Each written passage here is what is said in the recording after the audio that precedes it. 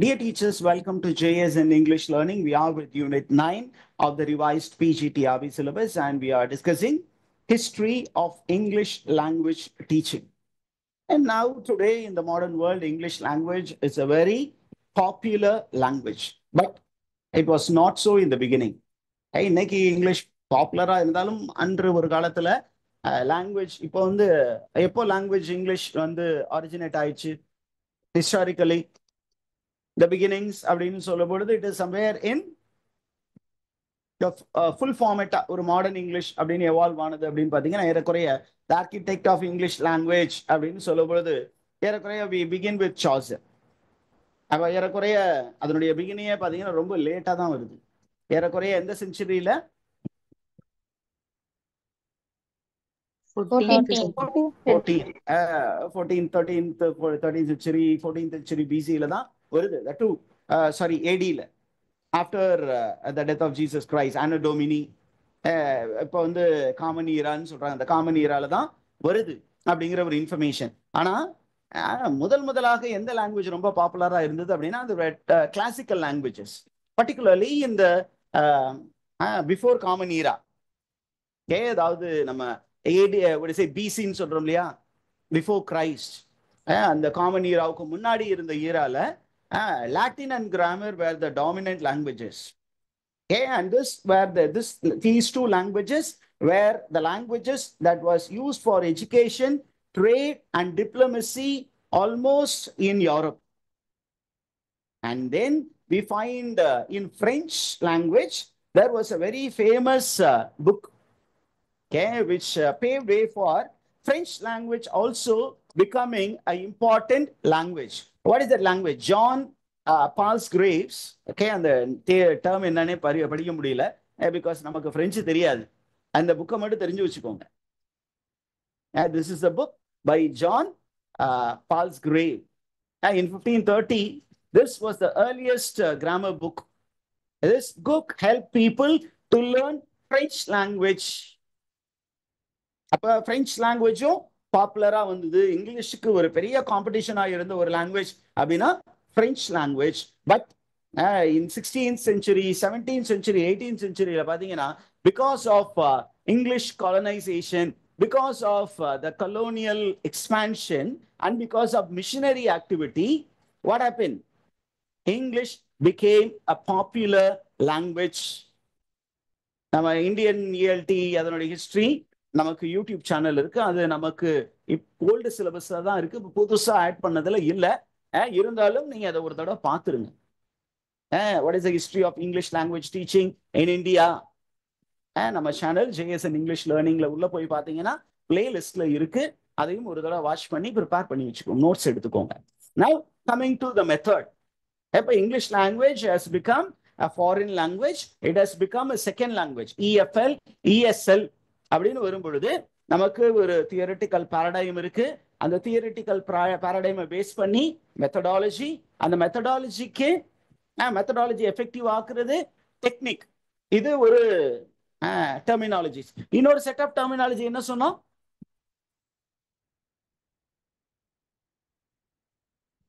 அப்ரோச்சஸ்க்கு வேற ஏதாவது பேர் இருக்கா? அப்ரோச்சஸ்க்கு வேற ஏதாவது பேர் இருக்கா? Approach, design, procedure. அவ்வளவுதான். Approach, design, procedure. இப்போ நமக்கு என்னென்ன அப்ரோச் இருக்குன்னு பார்த்துட்டோம். அது இல்லாம நம்ம பார்த்துக்கலாம். நமக்கு மெயினா ஃபோக்கஸ் வந்து த மெத்தட் அண்ட் த டெக்னிக்ஸ், அதுதான் பார்க்க போறோம். இதுல நமக்கு ஃபர்ஸ்டா வருது grammar translation method, one of the ancient methods that were used in teaching of languages. Okay, not only English language, even with the ancient language like Greek and Latin. அதை வந்து ஃபாரினர்ஸ்க்கு teach பண்றதுக்கு என்ன பண்ணாங்க? they used a methodology called grammar translation method, which is one of the ancient and the traditional language learning method. அப்படின்னு question கேட்டாங்கன்னா what is the oldest method of all the methods that are available to us? Grammar translation. Grammar translation method. இதுல தான் நம்ம எல்லாமே English கத்துருப்போம் ஒரு school. Okay, என்ன பண்ணாங்க அப்படின்னு கேட்டீங்கன்னா நமக்கு அங்க பண்ணக்கூடிய விஷயங்களை நம்ம என்னன்னு சொல்லிடுவோம். What are the key principles in grammar translation method அப்படின்னு வரும்போது the focus is on reading and writing, okay, not on speaking. அதை மட்டும் அப்படியே ஒரு சைடுல மட்டும் சொல்லிட்டு போயிட்டோம், இன்னொரு சைடு சொல்லிட்டு போயிடணும். கிராமர் டிரான்ஸ்லேஷன் மெத்தட்ல main focus is on reading and writing. அந்த ரெண்டுல எது சார் அப்படின்னு கேட்டீங்கன்னா ரைட்டிங் தான் ரொம்ப முக்கியத்துவம் கொடுத்தாங்க. So the main focus, the major focus was on writing and little focus was given on reading, but no focus on என்னது, no focus on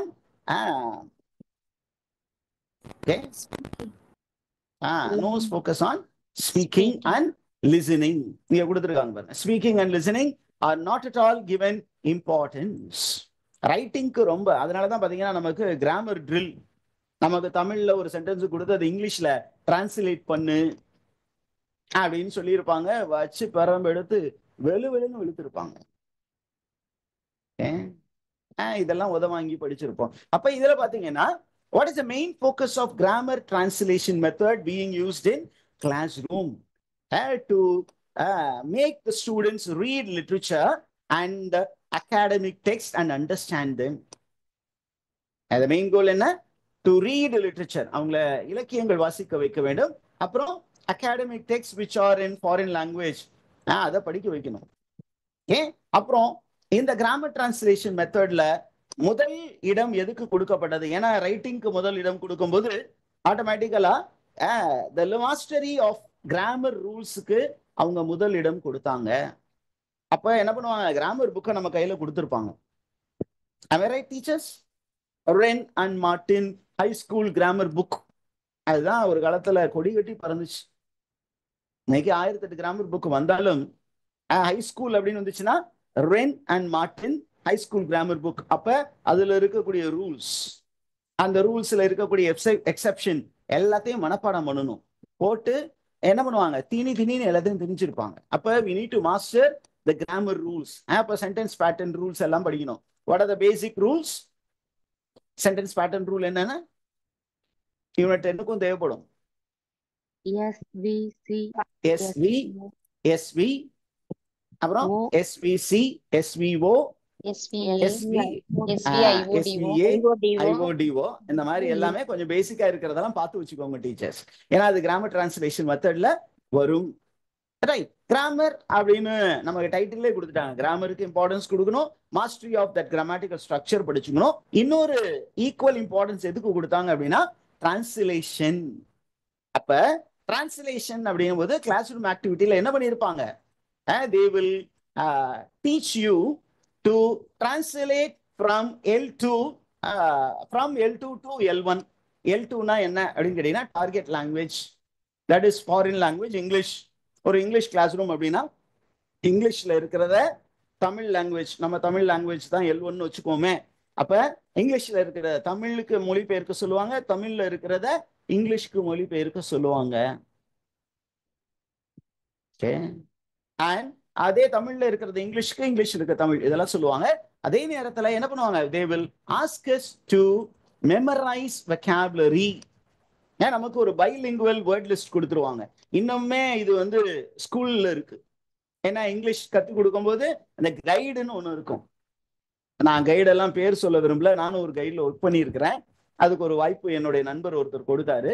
அப்போ அங்கே பார்த்தீங்கன்னா மெயினாக அவங்க கேட்டது என்ன அப்படின்னு கேட்டிங்கன்னா கிளாஸரி எல்லாமே இங்கிலீஷ் தமிழ், அங்கே இருக்கக்கூடிய எல்லா டெக்ஸ்ட்டுக்கும் தமிழ் டிரான்ஸ்லேஷனும் கொடுத்துருக்கோம். ஈக்குவலண்டா இருக்கிற மாதிரி பாருங்க, ரொம்ப க்ளோஸா கிராமர் ஸ்ட்ரக்சர் ஒரே மாதிரி இருக்கா பாருங்க. அந்த வேர்டு வந்து கரெக்டான மீனிங்கா இருக்கணும் அப்படின்னு சொல்லுவாங்க. அப்போ ஒரு vocabulary லிஸ்ட் கொடுத்துருவாங்க. இப்போ நீங்க பாத்தீங்கன்னா V1, அந்த V1, V2, V3 word list இங்கிலீஷ்ல மட்டும் கொடுக்க மாட்டாங்க. அது எல்லாத்துக்குமே தமிழ் பேரலும் கொடுத்துருப்பாங்க. அப்ப நம்ம எதை எதிர்பார்த்திருப்பாங்க அப்படின்னு கேட்டீங்கன்னா they expect us to use grammatical structures and the vocabulary accurately. இதுதான் கிராமர் டிரான்ஸ்லேஷன். அப்ப இதுல யாருக்கு முக்கியத்துவம் அப்படின்னு கேட்டீங்கன்னா teacher becomes the centre point. Teacher தான் எல்லாம் தெரியும், ஸ்டூடெண்ட்டுக்கு ஒன்றும் தெரியாது. டீச்சர் சொல்ற மாதிரி இந்த ஸ்டூடெண்ட் கேட்கணும். அப்ப டீச்சர் வந்து ஜெம்மா இருக்கணும். He must be a storehouse of information, must be an authentic guide. அப்படி இருந்தால் மட்டுமே என்ன பண்ண முடியும், இந்த கிராமர் டிரான்ஸ்லேஷன் மெத்தட். அவரே ஒரு கத்துக்குட்டியா இருக்காருன்னு வச்சுங்களேன், ஒரு வீணா போன பீஸா இருந்தாருன்னா எப்படி கிராமர் டிரான்ஸ்லேஷன் மெத்தட் சக்சஸ்ஃபுல்லா இருக்கும்? ஒண்ணுமே இருக்காது.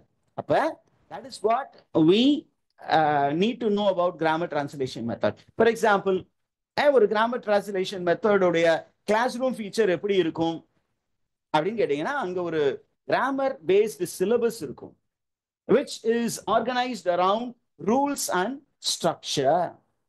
சரி, என்ன மெட்டீரியல் சார் பயன்படுத்துவாங்க அப்படின்னா, they will be using classical literary text.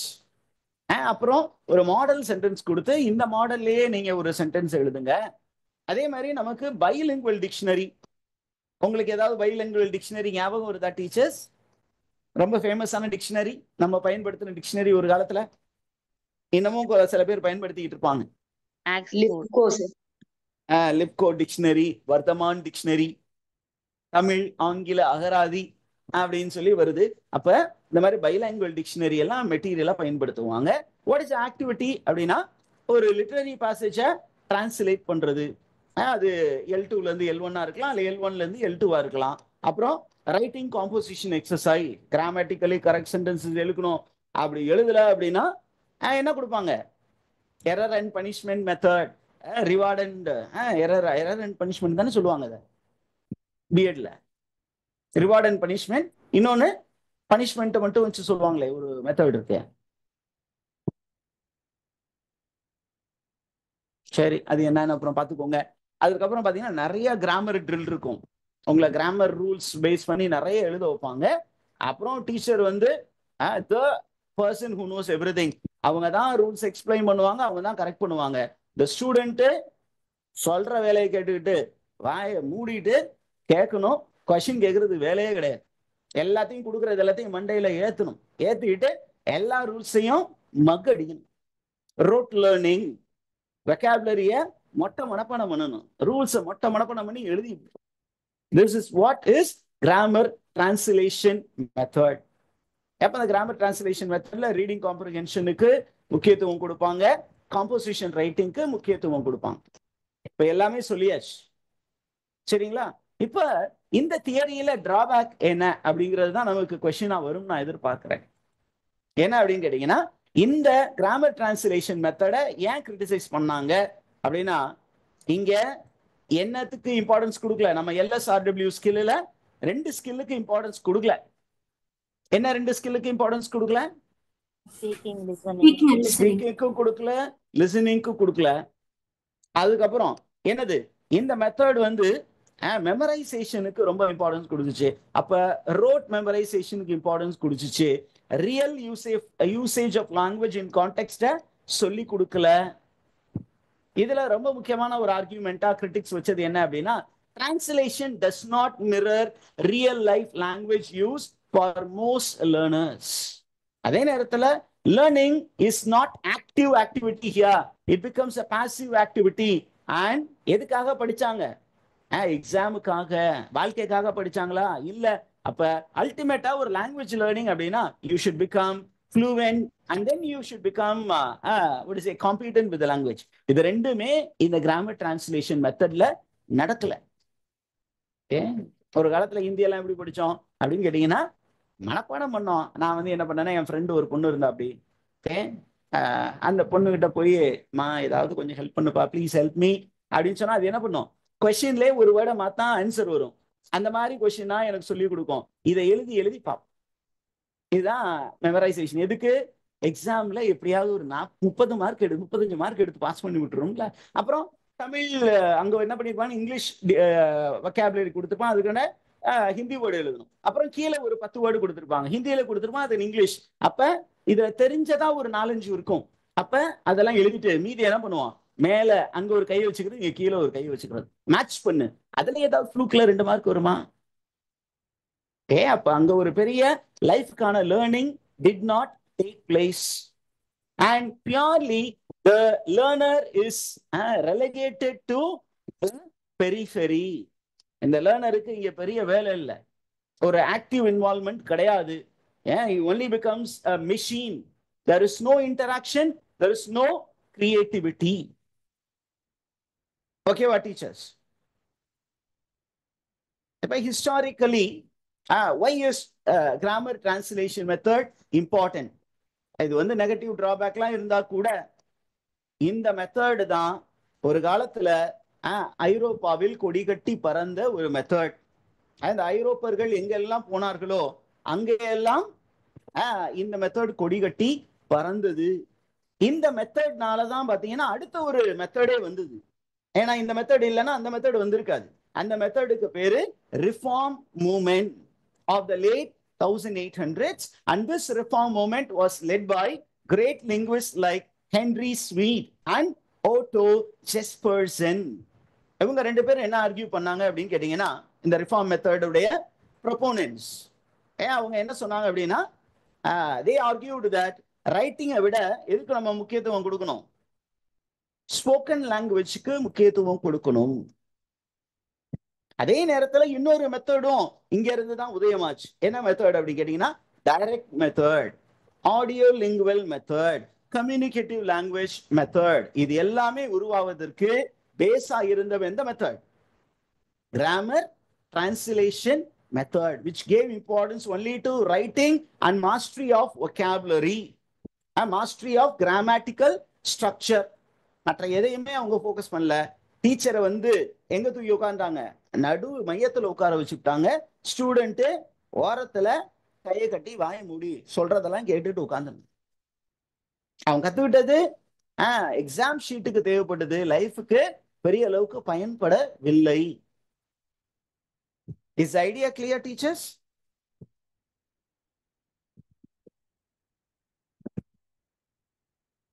ஏதாவது டவுட்ஸ் இருக்கா?